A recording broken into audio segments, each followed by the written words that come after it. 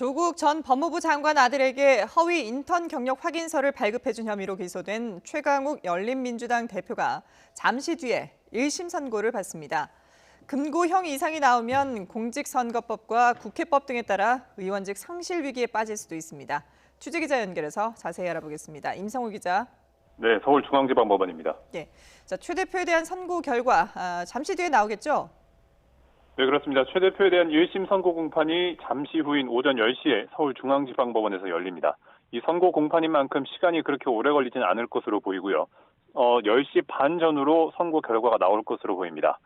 최 대표는 선고 전 법정에 들어가기 앞서 기자들과 만났는데 선고를 어떻게 예상하느냐는 질문 등에 아무런 답도 하지 않고 법정으로 들어갔습니다. 최 대표는 법무법인 청맥 변호사로 일하던 2017년 10월에 조국 전 장관 아들에게 가짜 인턴 확인서를 발급해 대학원 입시 업무를 방해한 혐의로 기소됐습니다. 검찰은 지난달 결심 공판에서 최 대표에게 징역 1년을 구형했습니다.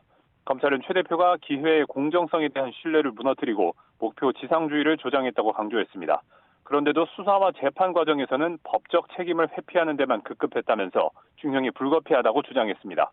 이에 대해 최 대표는 정상적인 인턴 활동에 확인서를 발급해준 것일 뿐이라며 혐의를 거듭 부인했고 이번 사건은 조국 전 장관 일가에 흠집을 내기 위해 윤석열 검찰총장이 지시한 정치적이고 선별적인 기소라고 반박했습니다.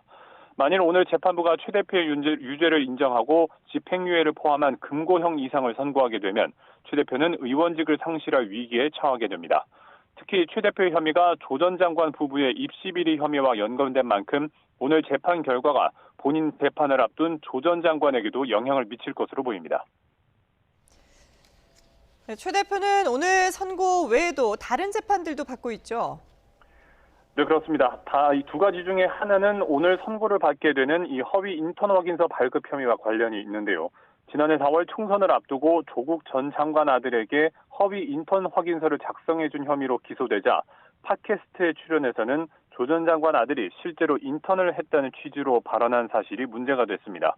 이와 관련해 공직선거법상 허위사실 공표 혐의로 고발돼 기소까지 됐고 어제 서울중앙지방법원에서 3차 공판 준비 기일이 열리기도 했습니다. 이와 별도로 최 대표는 어제 다른 사건으로 또 추가로 기소됐습니다. 채널A 기자 협박성 취재 사건 당사자인 이동재 전 기자의 명예를 훼손한 혐의인데요.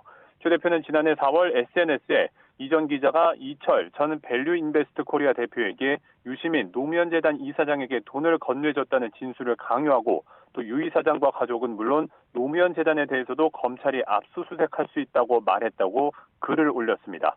이에 대해서 한 시민단체가 최 대표가 여론조작을 했다며 검찰에 고발을 했고 검찰은 이 전 기자가 이철 전 대표에게 보낸 편지와 녹취록 등을 분석한 뒤 최 대표의 글이 허위라고 판단하고 어제 기소했습니다.